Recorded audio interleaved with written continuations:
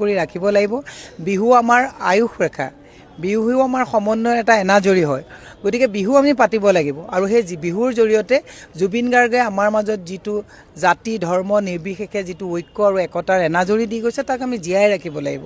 গতিকে যদিও বিহু এবাৰ হৈছে সকলোৱে উদাসভাৱে বিহু পালন কৰিছে আৰু জুবিন গাৰ্গক জীয়াই ৰাখিবলগীয়া হ'লে আমাৰ গোটেই সংস্কৃতি আমি জীয়াই ৰাখিব লাগিব।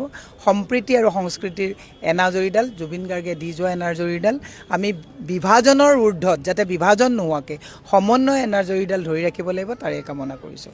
Thank U.